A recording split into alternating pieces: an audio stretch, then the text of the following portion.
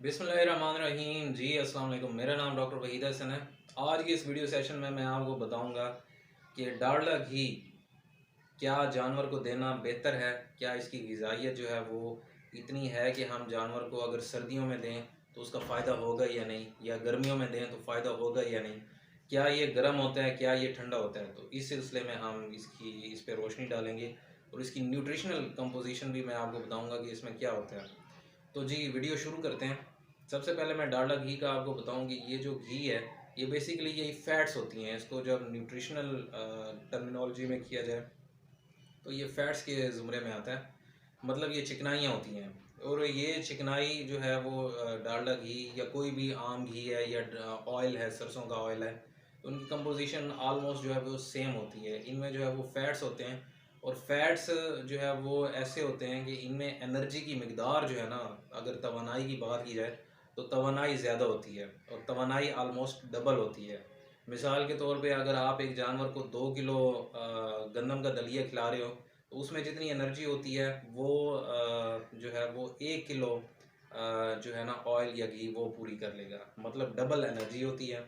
एक तो ये बात आ गई। अगली बात हम प्रोटीन की करें या क्रूड प्रोटीन की, तो ये जो क्रूड प्रोटीन है वो गंदम में इनमें जो है वो 12% होती है, या इससे ज़्यादा या कम भी हो सकती है, वेरिएबल होती है वो, क्योंकि जिस रकबे में कास्ट किया गया है या जो स्टेज है या बाकी वैरायटी है उस लिहाज से कुछ डिफरेंट होती है, लेकिन एक एवरेज क्वालिटी ये क्वांटिटी मैंने आपको बताई है। तो जो डालडा घी है या ऑयल है या सरसों का तेल है या अलसी का तेल है, तो उनमें जो क्रूड प्रोटीन होती है वो 0% होती है, आलमोस्ट ज़ीरो। कोई आप कह रहे हैं कि 0.1%, इशारिया 1%, ना होने के बराबर हो तो है, अदरवाइज़ इसमें कोई प्रोटीन नहीं होती। अगली बात है इसमें ऐश। ऐश भी इसमें जो है वो ऑलमोस्ट ज़ीरो होती है। अब इसमें चंद एक वाइटामिन होते हैं जिसमें विटामिन ए, डी, ई काबिल ज़िक्र हैं, जो फैट सॉल्युबल होते हैं।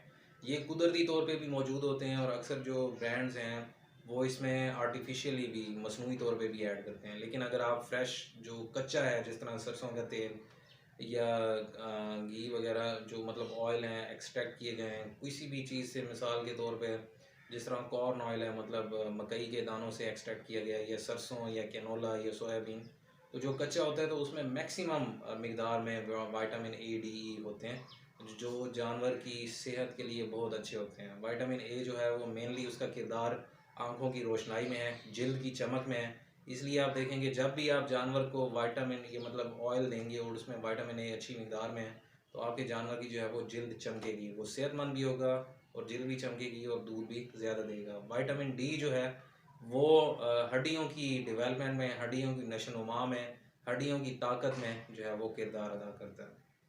और जो विटामिन ई है वो जिल्द के लिए भी ज़रूरी है, मुख्तलिफ जो जानवर के और फंक्शन है, मसल्स के जो फंक्शन है उनके लिए भी ज़रूरी है। और साथ जो है वो ये रिप्रोडक्टिव विटामिन भी है कि इसमें जो है वो रिप्रोडक्शन के रिलेटेड भी जो है इसकी काम होता है। तो इसलिए ये तीनों विटामिन इंपॉर्टेंट है। अब बात ये आ गई, अक्सर फार्मर्स का सवाल होता है कि जी ये गर्म है या ठंडा है, इसकी ग़िज़ाइयत, मतलब ये अब कहते हैं, अक्सर फार्मर कहते हैं जी कि गर्मियों में नहीं देना चाहिए, ये गर्म होता है, और अक्सर लोग नहीं देते हैं। सरसों का तेल जी ठंडा होता है, वो गर्मियों में दे सकते हैं। डालडा घी या डालडा ऑयल नहीं दे सकते हैं, या देसी घी नहीं दे सकते। अभी मैं एंड पे आपको देसी घी और डालडा घी का भी कंपैरिजन बताऊंगा। तो खैर अब इसमें ये पॉइंट है कि आप अगर अपने इसमें मतलब गर्मियों में अगर आप जानवर को अच्छी खुराक दे रहे हैं, तो जब भी आप डालडा घी या ऑयल देंगे या सरसों का तेल देंगे तो उसने सेम काम करना है। वो सेम काम क्या करना है, जब भी आप मतलब एनर्जी वाली कोई चीज़ देते हैं जानवर को, तो उससे उसका जो है वो बॉडी टेम्परेचर वक्ती तौर पे इंक्रीज़ होता है, क्योंकि वो ज़ाहिर बात है उसमें एनर्जी है। जैसे जानवर खाएगा उसको एनर्जी मिलेगी, मेटाबॉलिज्म ज़रा तेज़ होगा, तो उस वजह से जानवर का बॉडी टेम्परेचर इंक्रीज़ होगा। अब जो फ्रीजिंग गाय है, ये ऐसी गाय जो पहले ही गर्मी में खड़ी है, मतलब गर्म इन्वायरमेंट है, गर्म लो चल रही है, तो वो ज़ाहिर बात है उसको गर्मी लगेगी और वो हाँफने लग जाएगी। और फार्मर को ये लगता है जी इसका गर्म असर है, ये नहीं देना चाहिए। हालांकि ऐसी बात नहीं है। हम भी जिस तरह हैं कि अगर खाना खाएंगे ख़ास तौर पे प्रोटीन वाला कोई मतलब गोश्त वगैरह, तो वक्ती तौर पे हमारा टेम्परेचर, बॉडी टेम्परेचर भी इंक्रीज़ होता है और हमें भी वक्ती तौर पे थोड़ी देर के लिए गर्मी महसूस हो रही होती है। तो सेम काम जानवर के साथ भी हो रहा होता है। तो इसमें ये हाल नहीं है कि आप घी या ऑयल ना दें जानवर को। या वंडा ना दें, क्योंकि अक्सर लोग गर्म वंडे के भी असर जो है वो गर्म समझते हैं। तो वंडा और ये घी देना चाहिए, लेकिन प्राइमरी चीज़ है कि आप अपने जानवर को गर्मी से बचाएं। गर्मी से बचाने की मैंने अलहदा वीडियो बनाई हुई है, वो डिस्क्रिप्शन में मैं लिंक दे देता हूँ, वहाँ से आप देख लें, तो उससे आपको रहनुमाई मिलेगी कि गर्मी से किस तरह बचा सकते हैं। तो ये ऑयल या घी सर्दियों में भी देना फ़ायदेमंद है और गर्मियों में भी देना फ़ायदेमंद है। सर्दियों में तो लोग देते हैं इस नज़रिए से कि हाँ जी, ये इसका गर्म असर है जी, तो सर्दियों में क्योंकि ठंडक ज़्यादा होती है तो जानवर को गर्माइश मिलेगी, तो वो जानवर अच्छा परफॉर्म करेगा। तो सर्दियों में तो आप लाजमी लें।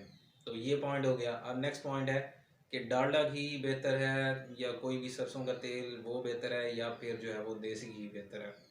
अब देखें, इसमें पॉइंट ये है कि देसी घी जो है ना और डालडा ऑयल, इसमें एनर्जी तो सेम है, बराबर मिकदार में है, लेकिन कई ऐसे वाइटामिन हैं और इसमें कई ऐसे चंद एक जो है वो मिनरल्स हैं इंतहाई माइन्यूट क्वांटिटी में, कि उसकी जो डालडा ये इसकी देसी घी की ग़िज़ाइयत ज़्यादा है, लेकिन वो हमारे लिए है, इंसानों के लिए है, या मोनोगैस्ट्रिक एनिमल्स के लिए है जिनमें मैदे का एक ही खाना है।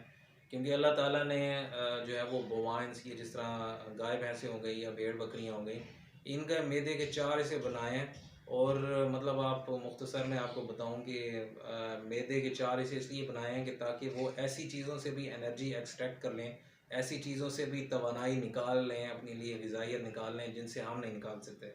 मिसाल के तौर पे वो घास खाते हैं तो उनको वहाँ से एनर्जी मिलती है, हम घास खाएं तो हमें कोई एनर्जी नहीं मिलेगी, इंतहाई नेग्लिजिबल मिलेगी।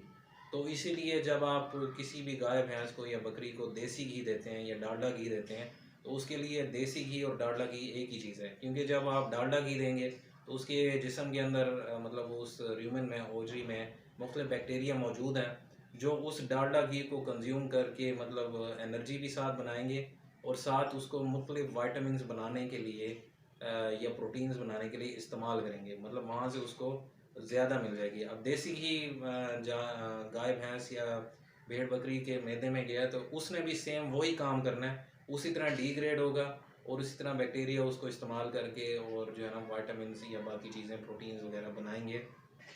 तो इसलिए जानवर के लिए ज़रूरी नहीं है ये देसी घी, आप खुद खाएं और इनको बेशक आप डालडा घी या सरसों का तेल ये चीज़ें दें, कैनोला ऑयल वगैरह। अब मैं आपको बताऊंगा कि आप कितनी मिकदार दे सकते हैं जानवरों को, डालडा घी की या डालडा ऑयल की या सरसों तेल वगैरह की। तो असल में तो इनसे बाईपास फ़ैट बेहतर होते हैं। बाईपास फ़ैट की मैंने अलहदा वीडियो बनाई हुई है, लिंक उसका डिस्क्रिप्शन में मैं दे देता हूँ, वहाँ से आप देख सकते हैं। तो वो बेहतर होते हैं, लेकिन अगर वो महंगे मिल रहे हैं या अवेलेबिलिटी नहीं है तो फिर आप ये डालडा घी या डालडा ऑयल या सरसों का तेल वगैरह दे सकते हैं। तो इसकी जो मिकदार है वो बड़ी गाय के लिए जो तकरीबन 5 से 10 लीटर दूध दे रही है, उसके लिए आप तकरीबन 150 ग्राम रोज़ाना देंगे वनडे के अंदर मिक्स करके। और अगर वो ज़्यादा दूध दे रही है 10 लीटर से ज़्यादा, तो आप 150 ग्राम से ऊपर देंगे, 150 ग्राम से या 250 ग्राम के दरमियान देंगे, और ये भी उसी तरह वनडे में मिक्स करके देना है। अगर भेड़ बकरी हैं और उनका वज़न जो है वो 50 किलोग्राम से ऊपर है, तो उनको आप तकरीबन जो है वो 60 ग्राम रोज़ाना दे सकते हैं। बकरों के लिए भी तकरीबन यही मकदार है। अगर 50 केजी से कम वज़न है लाइव वेट, तो फिर उस सूरत में आप इनको तकरीबन 30 ग्राम देंगे रोज़ाना। देने का तरीका यही है कि आप वनडे के अंदर मिक्स करके दें, और जब गर्मियाँ आती हैं तो फिर ठंडे टाइम दें, क्योंकि वंडा और या दलिया वगैरह ये भी ठंडे टाइम देना चाहिए, क्योंकि जब आप दोपहर को देंगे गर्मियों में तो वो फिर उसकी वजह से जानवर हुला करेगा, चाहे भेड़ बकरी है जी या गाय भैंस है। इसलिए ठंडे टाइम दें, मतलब सुबह जब होती है या फिर शाम के वक्त।